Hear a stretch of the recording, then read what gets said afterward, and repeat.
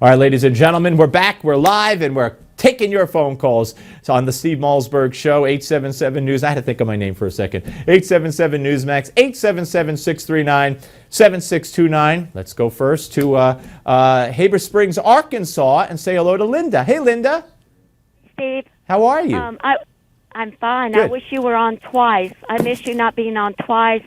Well, You're you my know, favorite. what can I tell you? But I appreciate you watching me the once. Okay, Barack Hussein Obama, when Biden was in Tel Aviv, he's setting up to go behind Israel's back and divide the land. We better watch him. Oh, yeah. Barack Hussein Obama. And the ballistic missiles with Israel must be wiped off the face of the earth. Lord help us.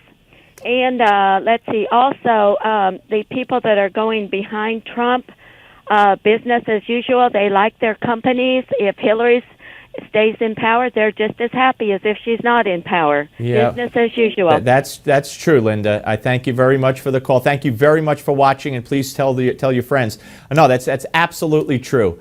The only people, you know, they'll still, it won't matter to them if we get stuck with affirmative action worse than ever for 40 years, or if abortion on demand remains the law for the next 40 years, or if they take away our guns with Hillary's Supreme Court. That won't affect them, because they'll still be their lobbyists. They'll still be in business. You're absolutely right.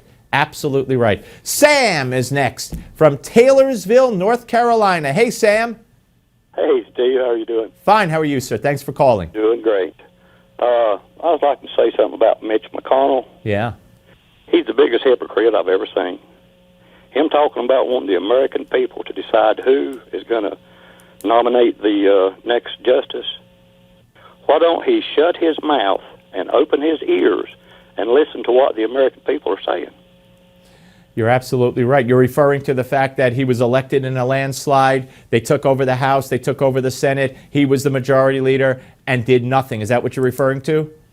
Exactly right. And Yeah. I'm talking about the people that are voting for Donald Trump. Oh, that's a good point. Yep, that's a good point too. Him trying to derail him.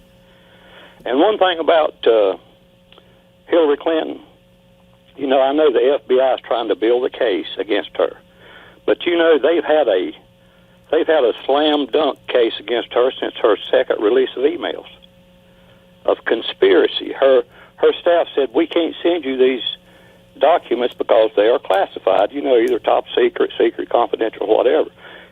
If they knew it was illegal, what did Hillary say back? Well, who cares, or whatever. Yeah, Take Sam, the headers off and send them to me anyhow. it's going to be very, very interesting. And I just wish they would do it sooner rather than later. Either way, let the chips fall where they may. If they indict people around Hillary, let her deal with that. If they indict her, she's out. If they don't indict her, let her deal with that. But we need to know. We deserve to know. Thank you, Sam. Donna is in Frederick, Maryland. Hello, Donna.